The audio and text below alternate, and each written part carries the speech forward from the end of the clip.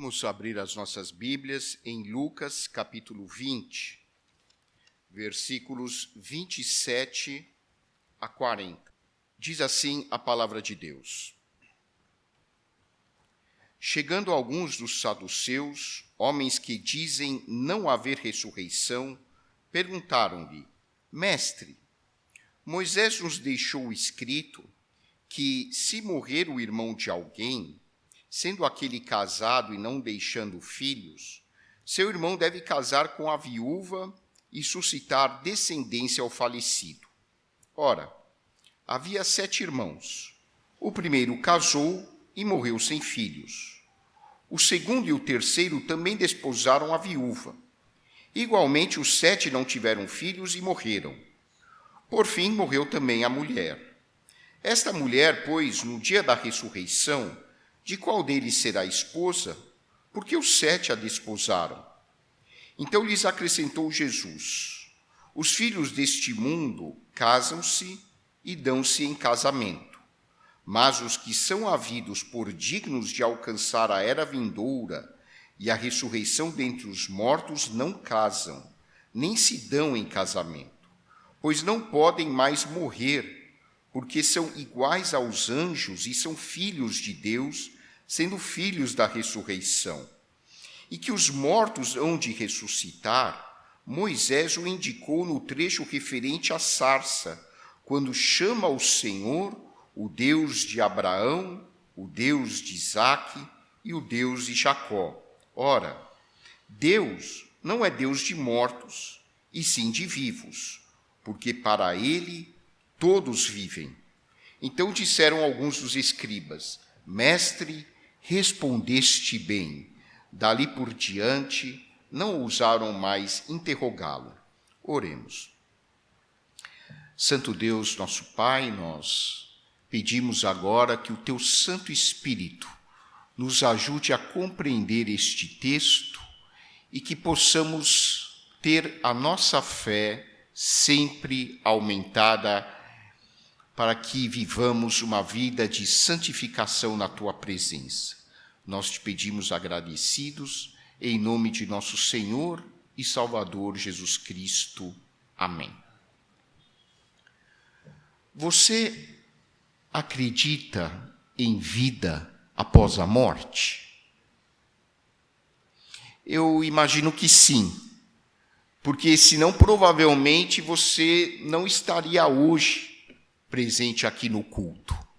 Se você está aqui, é porque você entende que deve investir na sua vida espiritual e que, após a morte, de alguma maneira, a nossa vida continua.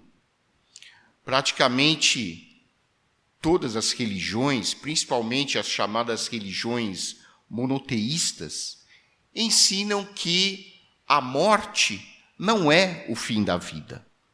Ela é apenas o fim da vida física, aqui nessa dimensão terrena. Mas a morte é uma passagem para uma nova vida, para um outro tipo de vida. A maioria das religiões acredita nesse tipo de princípio. E a ciência? A ciência acredita em vida após a morte? Na verdade, a ciência se ocupa de fatos concretos, objetivos e que podem ser reproduzidos em experimentos, que podem ser reproduzidos em laboratório ou em ambientes de estudo. Então, na verdade, esse tipo de assunto não ocupa, pelo menos até o momento, o campo da ciência, porque tradicionalmente não se pode conceber o estudo da vida após a morte em laboratório ou em ambientes de estudo. Então, a ciência não afirma e também não nega a realidade da vida após a morte, porque simplesmente ela não se ocupa tradicionalmente desse tipo de assunto. A mesma coisa pode ser falada em relação a Deus. Deus é um objeto da nossa fé. A ciência afirma a existência de Deus? Não. Mas a ciência também não nega a existência de Deus. A ciência simplesmente não se ocupa desse assunto, porque ela não tem, até o momento, métodos palpáveis, concretos, cientificamente reprodutíveis para falar sobre Deus. Mas isso não significa que os cientistas sejam ateus. Não, de forma alguma. Muitos cientistas são fiéis seguidores de algum tipo de religião. Muitos cientistas são cristãos fervorosos, inclusive. O próprio Isaac Newton, o grande, praticamente o fundador da mecânica clássica, era um fervoroso cristão. Até hoje nós temos grandes físicos que são fervorosos cristãos, mas, tradicionalmente, a ciência não mexe com esse tipo de assunto, ou não mexia com esse tipo de assunto. Nos últimos anos, alguns físicos teóricos, principalmente físicos quânticos, com base em certos experimentos e com base no conhecimento que nós já temos hoje da física quântica, formularam uma teoria. Quero deixar bem claro aqui, não é uma afirmação, é uma teoria. Uma teoria segundo a qual existe um nível de inteligência, um nível de consciência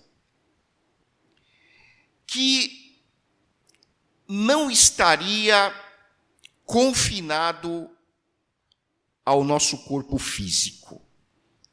Segundo essa teoria, existe um nível de inteligência e de consciência que não está localizado na matéria. E esses físicos, esses cientistas, chamaram esse nível de consciência quântica.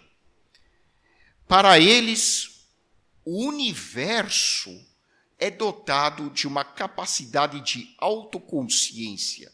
E existe um nível de inteligência que supera, que transcende a consciência humana e que transcende a inteligência que se vê no reino animal e no reino dos seres humanos. Quero deixar claro, como já falei, que isso é apenas uma teoria. Só que, ultimamente, tem se dado uma valorização cada vez crescente às chamadas experiências de quase-morte. Essas experiências são citadas na literatura como EQM, que é a abreviação de experiência de quase-morte. Talvez você já tenha ouvido algum parente falar sobre EQM. Talvez você já tenha visto algum artigo ou mesmo assistido a alguma reportagem na televisão falando sobre experiência de quase-morte. O que é a famosa experiência de quase-morte? Pessoas que, em virtude de algum acidente grave, em virtude de alguma doença, tiveram parada cardíaca. Isso normalmente acontece em ambiente hospitalar. Tiveram uma parada cardíaca, então foram submetidos a todos os procedimentos de reanimação cardiopulmonar. Infelizmente, muitos deles morrem. Mas alguns sobreviventes relatam experiências que são extremamente interessantes.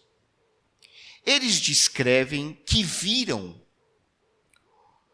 os seus corpos a uma certa distância, eles literalmente descrevem que saíram dos seus corpos e conseguem descrever o processo de reanimação, conseguem descrever a fala dos profissionais de saúde na sala de emergência, conseguem descrever o próprio ambiente da sala de emergência, descrevem até com alguns detalhes. E mais do que isso, alguns relatam que tiveram a visão de uma luz e que tiveram a possibilidade de recordar fatos da sua existência, de analisar as suas ações e até de refletir sobre as suas atitudes e seus relacionamentos. Esses são, obviamente, pessoas que sobreviveram às manobras de reanimação cardiopulmonar. E o que a ciência tem falado sobre esse fenômeno? Lembrem-se, o bom cientista é sempre um cético. Ele é chato. O cientista verdadeiro é um chato, mas ele tem que ser chato. Faz parte da profissão. Ele questiona tudo. Então, o que a ciência tem dito sobre essas experiências de quase morte é que o cérebro, que é tradicionalmente visto pela ciência como a fonte e o centro da nossa consciência, o cérebro, em virtude da parada cardíaca, entra num estado de falta de oxigenação muito grave, muito crítico. E por causa dessa falta de oxigenação, vários centros cerebrais começam a ficar estimulados e funcionar de uma maneira aleatória. E como o cérebro, de acordo com a ciência, é programado para dar um sentido à experiência, o cérebro desses pacientes, em parada cardíaca, entra num estado de alucinação e delírio. O cérebro, na verdade, faz um truque e leva essas pessoas que estão em parada cardíaca a imaginar que saíram dos seus corpos e têm, então, uma visão de luz e conseguem, então, dar um sentido à sua experiência de vida, aos seus relacionamentos. Essa é a explicação que, até pouquíssimo tempo atrás, a ciência dava às experiências de quase morte. Só que, no dia 15 de novembro deste ano, há poucos dias, saiu um artigo na revista médica Medscape, uma das revistas de maior circulação no meio médico. E o pesquisador que publicou esse artigo disse que se tratava de um artigo de proporções sísmicas. Um artigo que revoluciona o conhecimento tradicional da neurologia. O título do artigo, para quem quiser acessar, é Lucidez à beira da morte.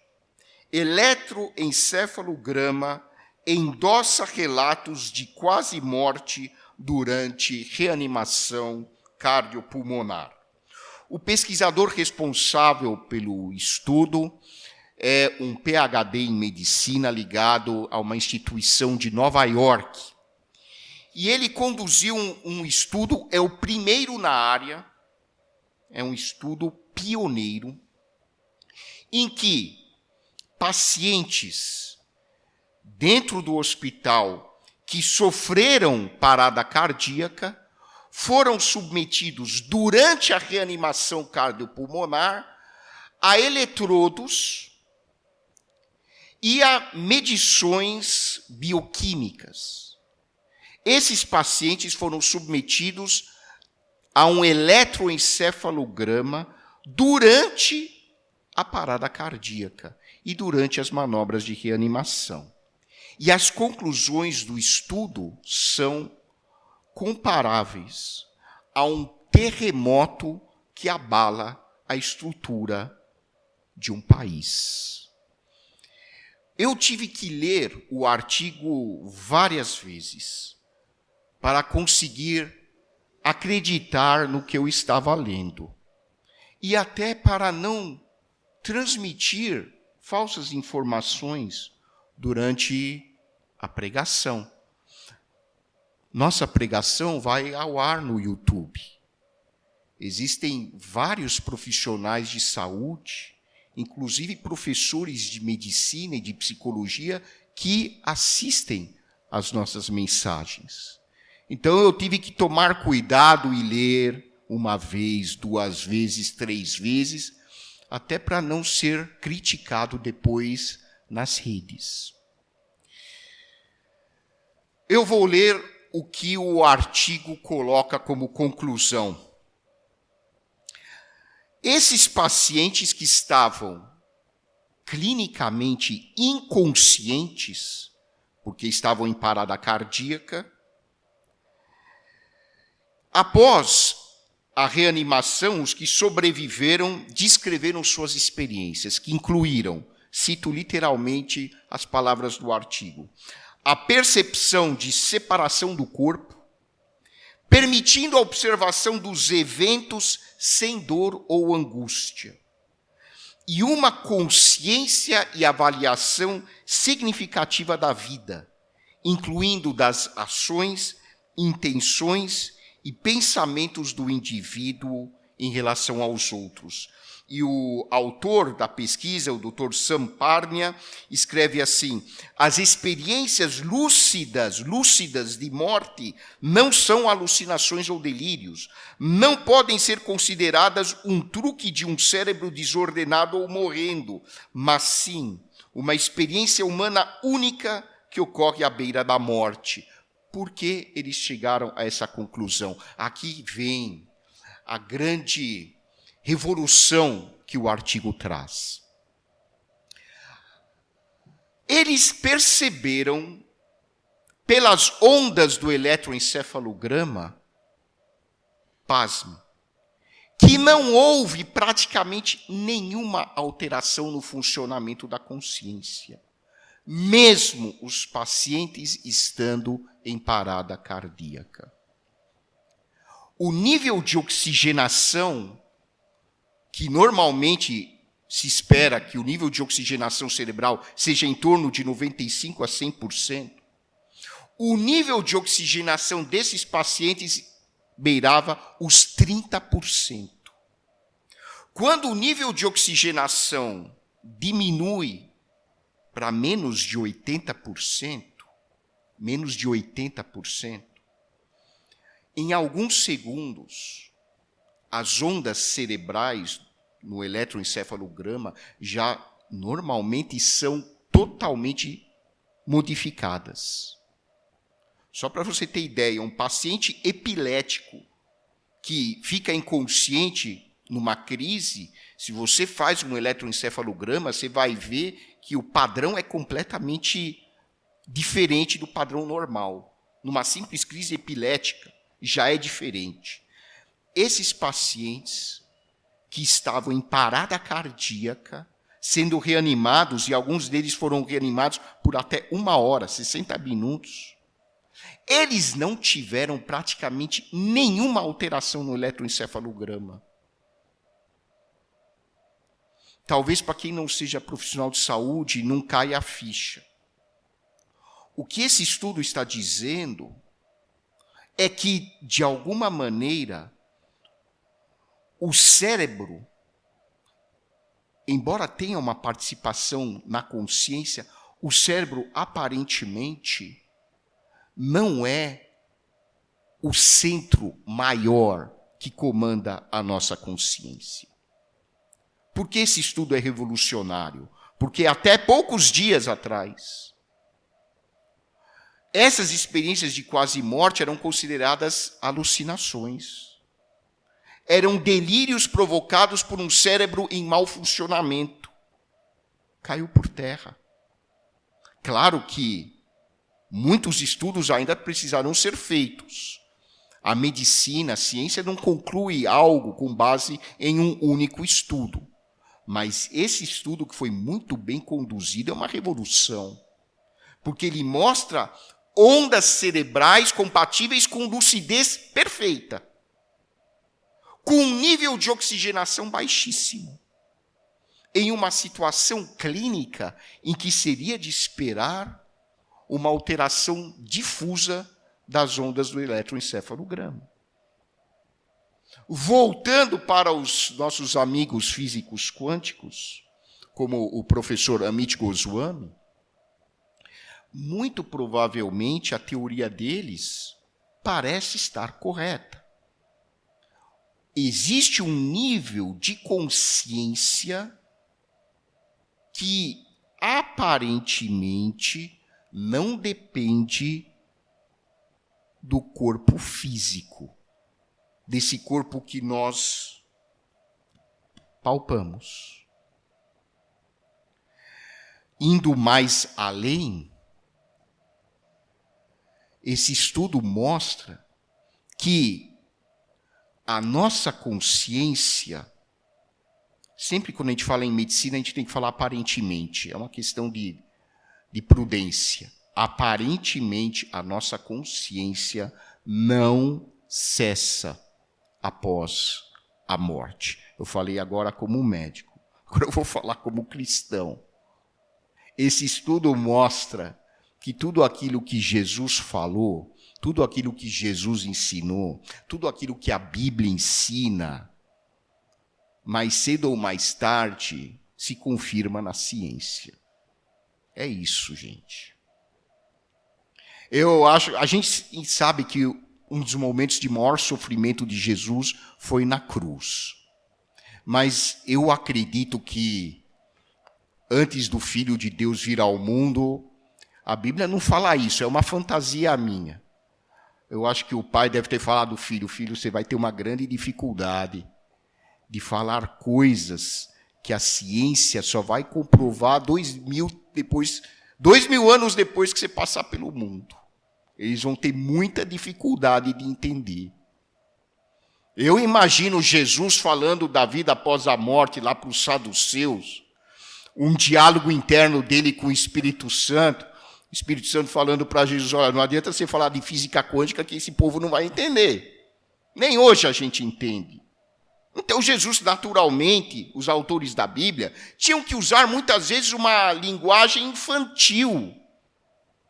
O próprio Calvino, grande reformador, João Calvino já dizia isso. A Bíblia muitas vezes contém linguagem infantil, porque você e eu precisamos de linguagem infantil para entender certas coisas. Gente, estamos em 2022. Foi a primeira vez na história da medicina que se publicou um artigo dizendo que a consciência pode, a ciência, como eu falei, não afirma, pode não estar localizada no cérebro.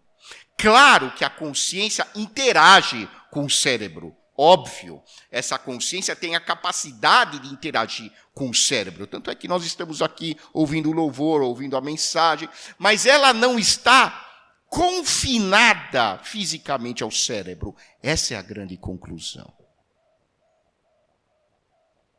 Ou seja, quando Jesus olha para os saduceus, que queriam pegar Jesus numa armadilha, os saduceus, assim como a maioria da sociedade judaica da época de Jesus, não acreditavam em ressurreição. A ressurreição era só uma questão de aceitação por parte dos fariseus, de alguns escribas, mas a maioria do povo judeu e dos saduceus, dos líderes, não acreditava em ressurreição. Eles iam para o templo, eles ofereciam sacrifícios para Deus abençoar sua saúde, seu trabalho, mas eles não tinham essa noção que nós temos de uma vida após a morte. Só para você ter ideia, a noção de vida após a morte no Antigo Testamento só aparece de uma forma mais explícita no livro de Daniel, que foi um dos últimos livros do Antigo Testamento a ser escrito. Então os saduceus ridicularizavam aqueles que acreditavam em ressurreição. Eles tentaram pegar Jesus numa armadilha. Olha que conceito eles tinham de vida após a de espiritualidade. Olha, a gente conhece um caso, mentira, né? Isso ainda é impossível. Uma mulher casou com 7 homens, eram todos irmãos, todos morreram. E aí, com quem ela ia casar na eternidade? Aí eu acho que Jesus deve ter falado, não é possível. Como eles faziam uma pergunta desse nível? Aí Jesus responde com muita paciência, com muita calma. Olha, casamento é só aqui. Lá no céu não tem casamento. Calma, gente, que suspiro de alívio é esse que vocês estão dando? Não estou entendendo, não. Não é esse o objetivo da mensagem. Casamento é para a dimensão física, é para cá. No céu, a gente fala céu como uma metáfora, claro. No céu não tem essa coisa de casar, porque a realidade será adaptada à vida espiritual. Nós não precisaremos mais procriar. Nós não precisaremos mais trazer novas gerações. Na vida que se segue a vida eterna, a vida da outra dimensão, não há mais sentido em casamento. Então Jesus diz para eles, olha, não faz sentido a pergunta de vocês. E Jesus vai além e diz que o nosso Deus é um Deus de vivos e não um Deus de mortos. Quando no episódio da sarça ardente, Deus se revela como o Deus de Abraão, o Deus de Isaac e o Deus de Jacó, sendo que esses 3 personagens já haviam falecido, Jesus usa esse exemplo para mostrar que para Deus estamos sempre vivos. A morte é apenas uma transição de um nível de existência para outro nível de existência. A morte, em hipótese alguma, encerra a vida de uma pessoa. Ela é como um túnel, ela é como uma ponte de uma realidade para uma outra realidade. E por isso Jesus responde, usando o modelo da sarça ardente, para os seus discípulos e opositores, dizendo que o nosso Deus é um Deus de vivos. E, portanto, Deus é a realidade última do universo. Deus é a nossa realidade última. Deus é o Criador de tudo e todos nós voltamos para Deus um dia. O apóstolo Paulo, lá em 1 Coríntios, capítulo 15, versículo 28, afirma, e eu sempre falo que esse é um dos meus versículos favoritos: Deus será tudo em todos. A palavra grega para tudo é uma palavra que engloba todo o universo. Tudo aquilo que pode existir está englobado na palavra tudo. Tudo, tudo. Deus será tudo em todos. Portanto, nós precisamos investir na nossa vida espiritual. É importante nós nos alimentarmos da palavra de Deus. É importante nós praticarmos o amor, nós praticarmos a caridade, a bondade. É importante nós fazermos o bem ao nosso semelhante, porque É isso que sobra das nossas vidas. E o que essas experiências de quase morte nos ensinam é que, de alguma maneira que escapa à nossa compreensão, nós mesmos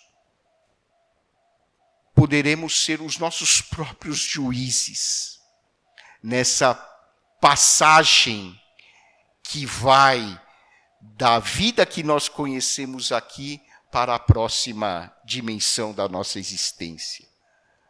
Nós muitas vezes olhamos para Deus como sendo o grande juiz.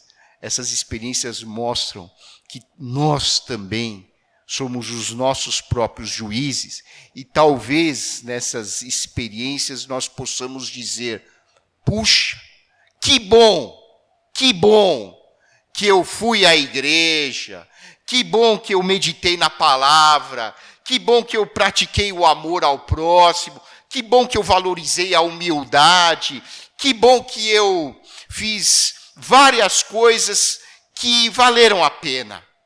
Ou